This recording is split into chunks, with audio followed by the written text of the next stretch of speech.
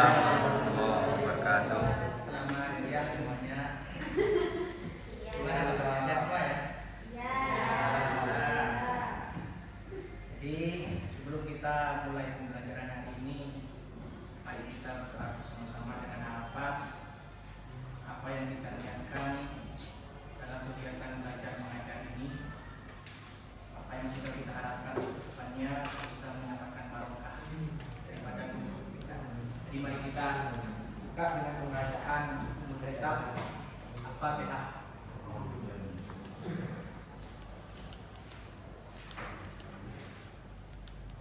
Beda. Ini kelas berapa? Kelas 7 ya?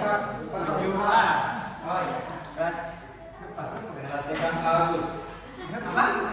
Kelas 3. Santai saja ya. Ini kan kelas 7 ya. Tidak usah terlalu ambil serius. Jadi pada hari ini kita masuk dalam materi pelajaran Al-Quran Hadis nyampe bab mana? Bab mat tabi'i. Ada yang tahu mat tabi'i? Hah? Nggak tahu. Ada yang tahu? Nggak tahu. Ada yang tahu mat tabi'i? Jadi mat tabi'i itu merupakan ilmu daripada ilmu tajwid. Tentunya ilmu tajwid itu bagian daripada kita bisa mendalami ilmu Al-Quran. Sebelum kita belajar atau masuk dalam pembahasan materi ini, kita harus mengetahui terlebih dahulu ya tentang ilmu tajwid. Tujuan kita belajar ilmu tajwid apa? Ayo, ada yang ngerti tahu? Tujuannya belajar ilmu tajwid itu apa? Nah, bagus. Haris, Bagus. tujuannya belajar ilmu tajwid itu bagaimana? Biar bisa membaca Al-Quran dengan benar. Nah, ya. Jadi tujuannya kita belajar ilmu tajwid itu agar supaya kita tidak salah dalam membaca Al-Quran. Intinya itu sudah. Yang pertama, sebelum kita mendalami ilmu tajwid, kita harus tahu tentang makhorijul huruf atau babul mati. Jadi dalam pembahasan kali ini kita sudah sampai dalam pembahasan mat tabi'i. Figurnya mana? Itu Pak. Nah, dulu ya. Mat tabi'i. Ya Allah. Ini ya.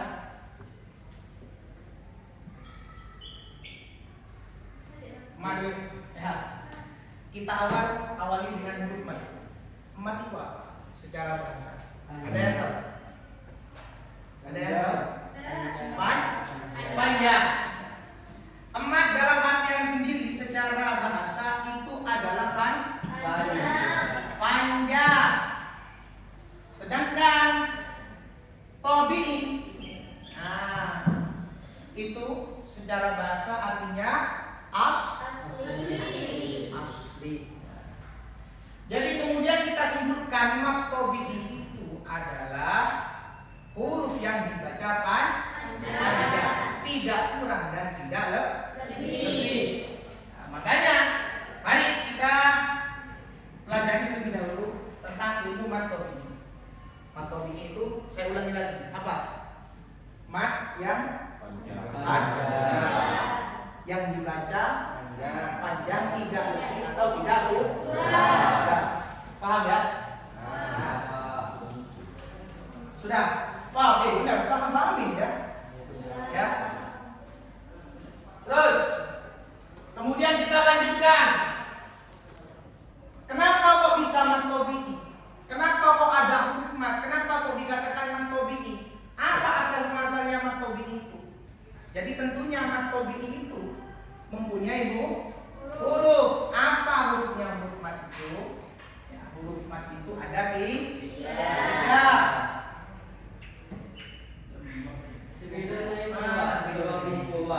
Oh iya. Ini ya.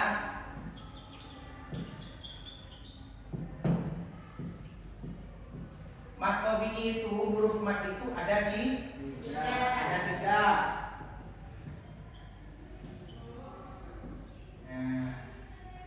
diingat-ingat. Ini bawa buku catatan semua ya. Tulis ya. Bawa ditulis.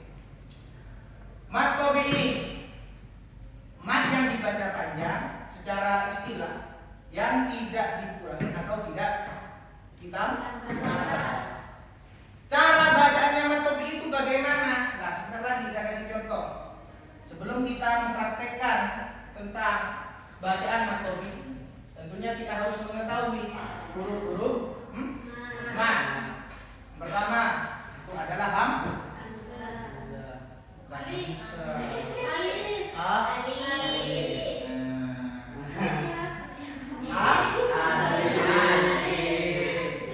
yang kedua ini ya. Yang ketiga wawu. Cara bacaannya bagaimana? Cara bacaannya huruf mat itu mat tabi'i itu satu alif atau dua. Nah, Bapak tahu. Sudah belajar semua berarti ya, Yang Putri? Ya. Bacaannya satu harokat atau satu alif, dua harokat. Contoh yang alif.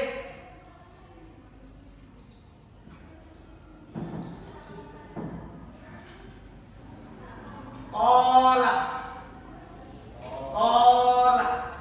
Coba kalian baca bareng-bareng.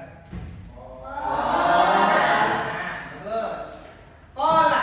Nah, huruf mat itu dibarengi dengan harokat fathah. Itu dibaca ola. Ini contoh yang pertama. Yang kedua, yang ya.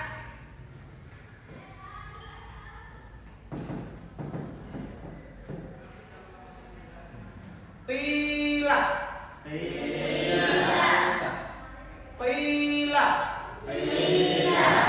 Ya, bagus. Mungkin ada yang ingin praktek untuk Putri. Bacaannya ini yang kita ini. Ayo. Macam ron. Ayo. Gimana? Ayo. Rizka. Coba baca kita ini. Pila. Coba. Lagi satu lagi. Pila. Nah, bagus. Kita. Jadi ini cara bacaannya tidak boleh terlalu panjang dan tidak boleh terlalu pendek. Sesuai dengan kaidah tajwidnya. Berapa panjangnya? Satu alif, dua harokat. Nah, itu yang dinamakan mat tabi'i. Yang ketiga, itu wawu. Merupakan dari huruf mat. Contohnya nurun. Nurun. Contohnya itu nurun. Bukan nurul ya. Oh, bukan. Nurun. Sebelum saya lanjutkan ke pembahasan selanjutnya, ini sudah paham ya? Contoh dari mat tabi'i. Mungkin ada yang ingin ditanyakan. Ayo biar cepat ini. Udah, ayo. Mungkin apa yang kurang dipahami? Ayo. Tidak apa-apa nih, ayo, mari. Sudah. Kalau Ya. Kalau huruf yang kayak yang itu tapi ada titiknya masuk apa? Oh, itu beda lagi pembahasannya. Iya. Jangan terlalu jauh dulu ya. Jadi kan ada kan ya, seperti lafaz Aisyah itu kan ya? Nah, itu kan ya? Iya, Pak. Ya. Qala Aisyah itu kan ya? Kan ada di Al-Qur'an itu. Itu nanti masuk ke pembahasan lain. Kita fokus ke bab ini. Ya. Ini kan juga pelajaran Al-Qur'an hadis. Jadi kita fokus ke pembahasan yang lain saja. Yang lain dulu kita apa? Jangan fokus ke pembahasan yang lain, kita fokuskan ke mat tabi'i. Jadi ini sudah. Yang penting kita itu sudah mengetahui teori-teori yang kita pelajari, kemudian kita praktekkan. Intinya itu semuanya itu harus butuh praktek. Di dalam mempelajari ilmu Al-Qur'an itu aslinya tidak sulit. Yang paling penting itu adalah praktek. seperti ilmu tanpa amal itu sia-sia. Makanya di dalam mempelajari ilmu tajwid itu yang paling penting, yang paling dibutuhkan, metode yang paling dibutuhkan yang pertama itu adalah praktek. Sebelum kita mempraktekkan, kita harus mengetahui teori-teori apa saja yang kita ketahui. Nah, seperti halnya Matobi ini yang kita bahas pada materi kali ini. Jadi ini ya, prakteknya ya seperti ini sudah. Matobi ini huruf lamnya itu ada di tiga. Cara bacanya ya seperti ini sudah. Ya, paham? Mungkin ada yang ditanyakan? Ayo, mungkin ada yang ditanyakan? Sudah? Hah? Sudah. Oh, kok telat dari mana, Mas? Jalan, Pak. Oh iya. Sudah ya? Mungkin ada yang perlu ditanyakan. Jadi kesimpulannya mat tobi itu adalah mat yang dibaca panjang dan tidak dikurangi atau bacaannya itu tidak dikurangi atau tidak lebih. Kesimpulannya seperti itu. Kemudian mat tobi huruf mat itu ada tiga. Hamzah, ya dan wawu. Kemudian contohnya ini sudah kola, tila, nurun. Jadi ini harus butuh praktek. Bagaimana cara bacanya agar supaya kita tidak salah di dalam membaca Al-Quran. Karena di dalam belajar Al-Quran itu ada istilah Allah. Kalau kita itu salah dalam membaca Al-Quran, tentunya kita tidak mengetahui tentang ilmu tajwid, dan itu akan merubah terhadap makna-makna yang ada di dalam Al-Quran. Jadi seperti itu. Sudah? Dari sini sudah paham ya? Sudah ya? Tidak ada yang perlu ditanyakan? Alhamdulillah. Jadi sudah saya simpulkan. Mungkin cukup untuk pembelajaran hari ini. Untuk ini hadir semua ya? Hadir semua? Ya. Ada yang di sini? Tidak ada? Ada. Sudah ya? Ya. Jadi sudah. Semoga ini bisa mendatangkan manfaat kita semua. Mungkin saya akhiri ya pembelajaran hari ini. Dan untuk selanjutnya pertemuan yang kedua kita akan masuk ke dalam tahap apa? Bab ini mat far'i. Sudah. Ini untuk pertemuan selanjutnya bisa persiapkan. Jangan lupa bawa buku catatan. Jangan lupa bawa pulpen, semuanya harus lengkap. Jangan sampai lupa, karena yang paling penting kita dalam mencari ilmu itu harus suka mencatat. Karena kita menulis itu, kita mencatat catatan yang kita pelajari itu ibarat apa? Kita memegang hewan buruan. Ya. Kita mencatat ilmu itu ibaratkan kita itu mengikat hewan buruan. Kalau kita tidak bisa mencatat, hanya mengandalkan otak saja, kita akan lupa. Sama halnya ketika kita memegang hewan buruan, kalau kita tidak ikat, hewannya akan lari. Jadi seperti itu. Jadi harus suka menulis, harus suka mencatat. Jadi itu pesan saya pada adik semua. Mungkin cukup dari saya akhiri. Jangan lupa pertemuan selanjutnya itu dipersiapkan nanti. Buku LKS-nya jangan lupa, jangan untuk dibawa, buku catatan itu ya.